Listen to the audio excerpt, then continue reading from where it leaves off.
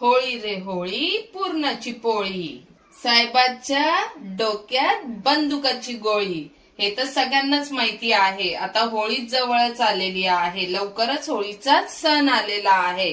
मग आपण होळीसाठी स्पेशल जेवण बनवणार आहोत. तर होळी स्पेशल आहे पुरणाची पोळी.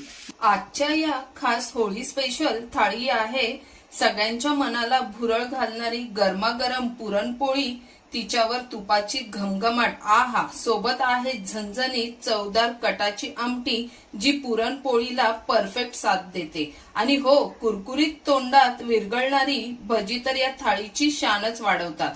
पावसात नाही तर सणासुदीलाही भजी खाण्याचा मजाच काही वेगळाच असतो. ही होळी थाळी म्हणजे फक्त जेवण नाही, तर आपल्या संस्कृतीची चव, परंपरेचा गोडवा आणि कुटुंबाच्या प्रेमाची ऊब. म्हणून या होळीला रंगासोबतच या स्वादिष्ट थाळीचा आनंद घ्या आणि सण आणखीन खास बनवा.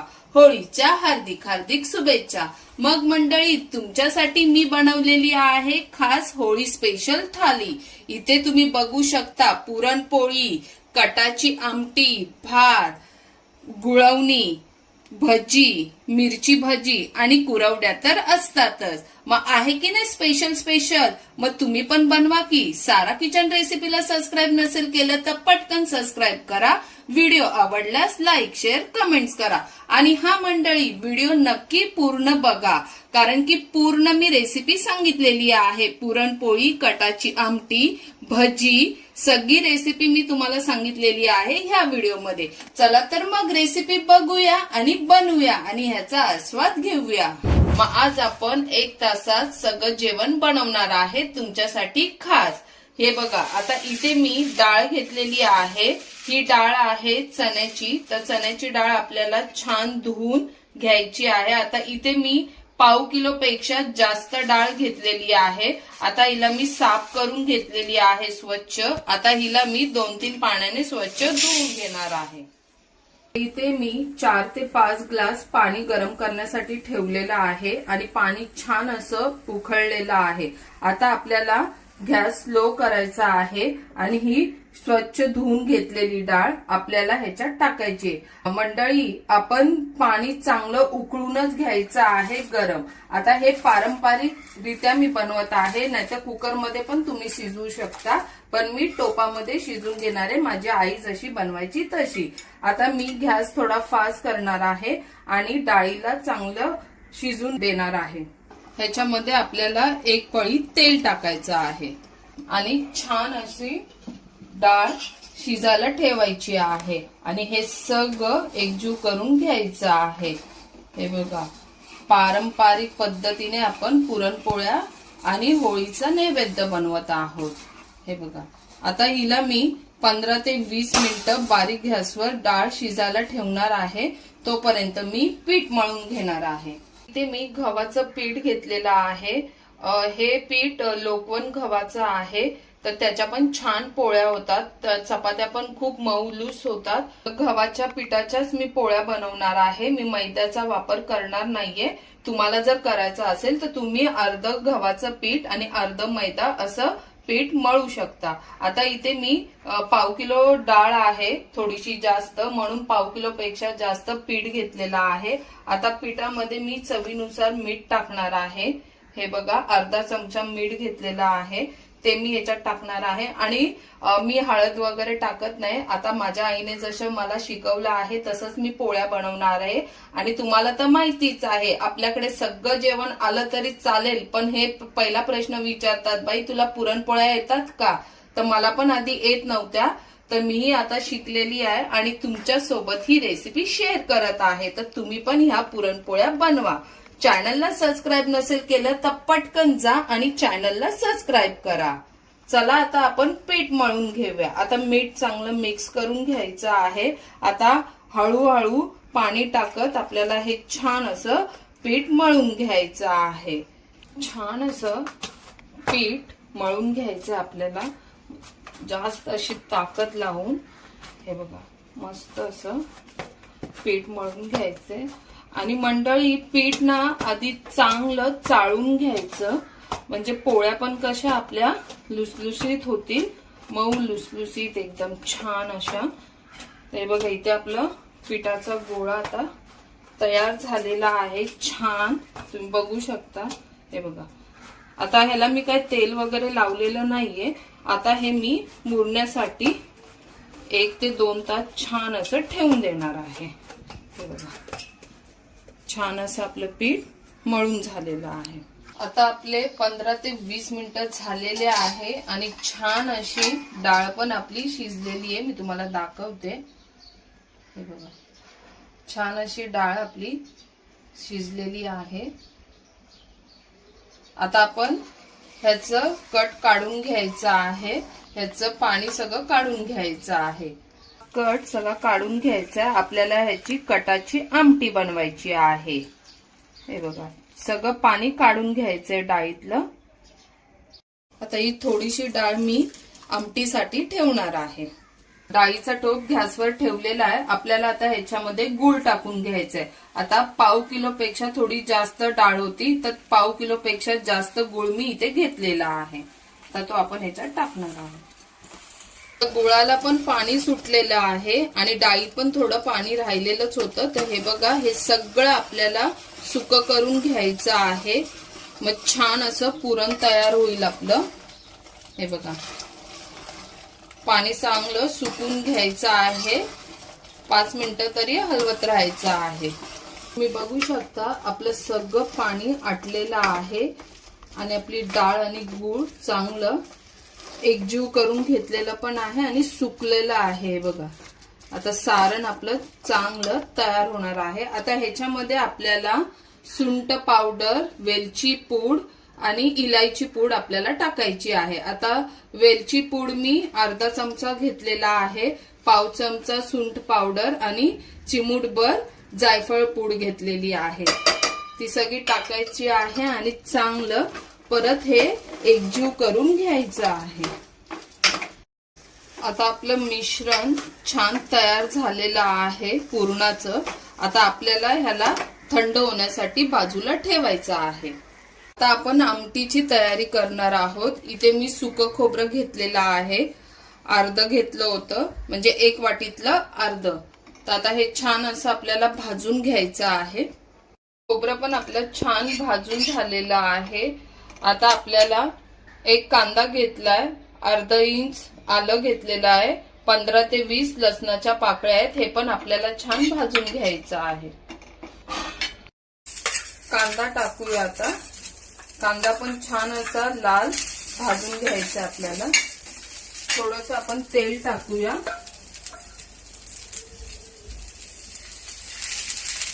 इथे शहाजिरं, जिरे, धने, खसखस, 4-5 काळी मिरी, 1 लवंग, दालचिनीचा तुकडा घेतलाय, इलायची, चक्री फूल आणि तेजपत्ता हे पण आपल्याला खडे मसाले छान ह्या तेलामध्ये भाजून घ्यायचे कांद्यासोबत.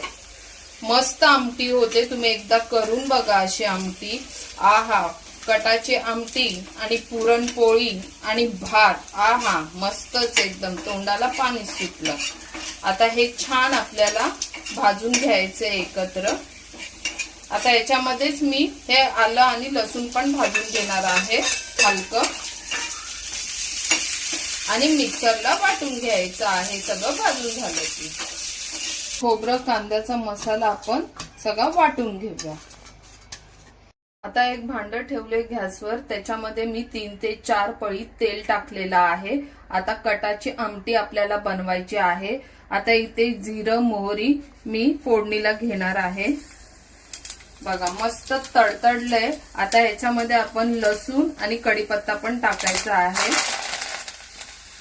आपण हे मसाले टाकणार आहोत. घाटी मसाला, तिखट लाल मिरची पावडर, हळद, चवीनुसार जिरे पूड, धने पूड, गरम मसाला. आता लसूण आपला छान लाल असा झालेला आहे. आता हे मसाले पण टाकून चांगलं एकजीव करून घेऊया.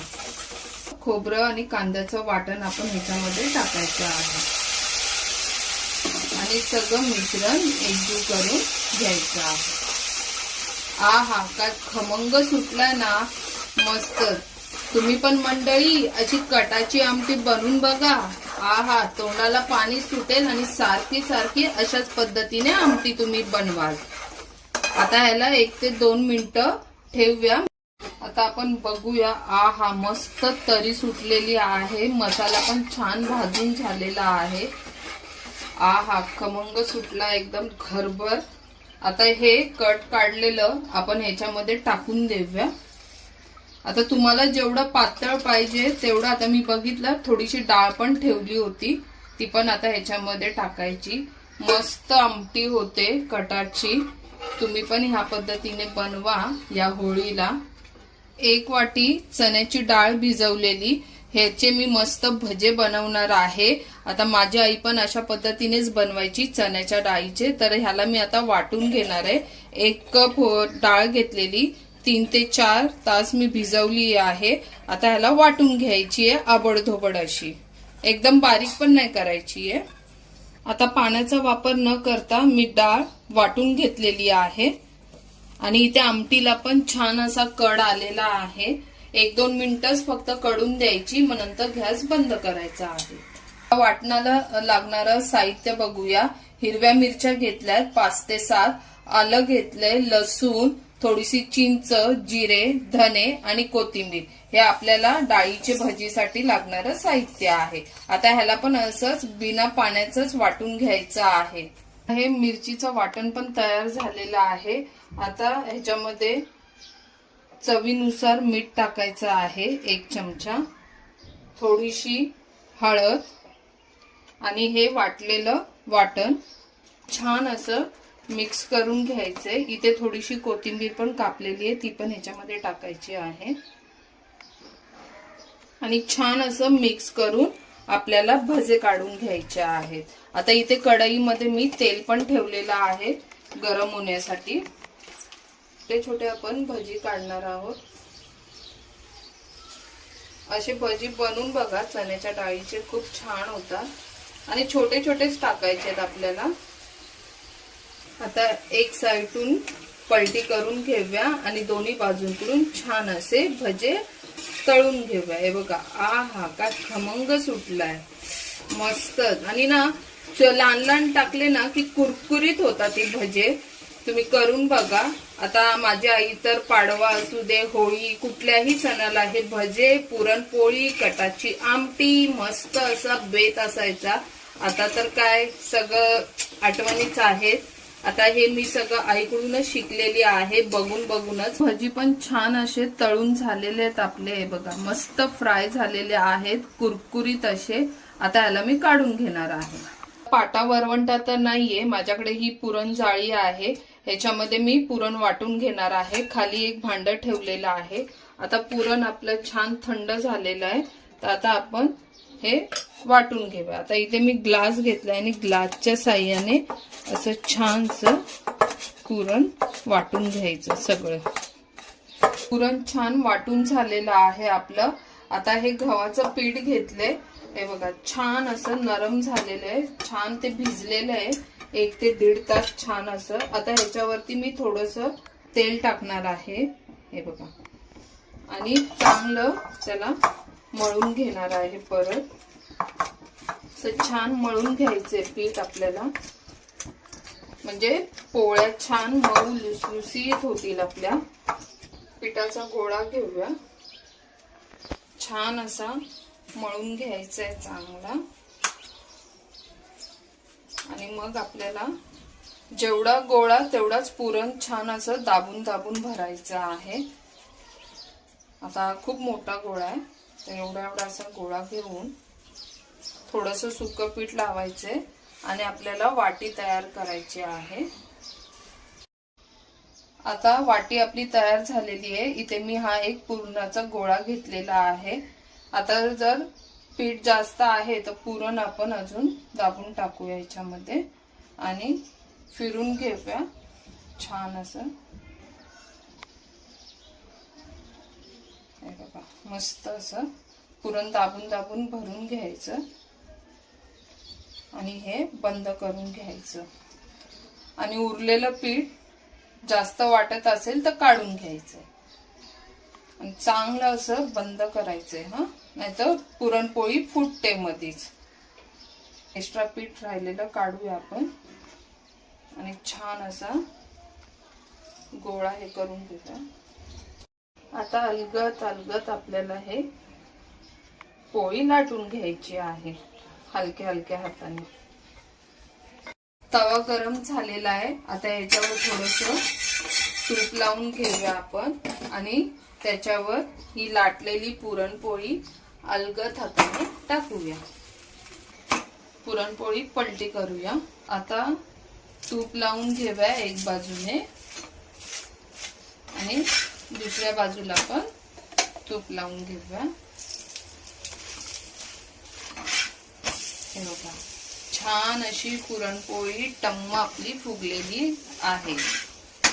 हे बघा, आहा मस्तच. मग मंडळी, होळी स्पेशल आपल्या पुरणपोळ्या तयार झालेल्या आहेत आणि स्पेशल थाली सुद्धा. तुम्हाला मी सगळं स्टेप बाय स्टेप सांगितलेलं आहे. कटाची आमटी, भजी, पुरणपोळी सगळं. तर चला तर मग आता बघूया की स्पेशल थाली. ही बघा, होळी स्पेशल मस्त थाली. मंडळी, तुम्ही पण बनवा आणि तुम्हाला पण नक्कीच आवडेल.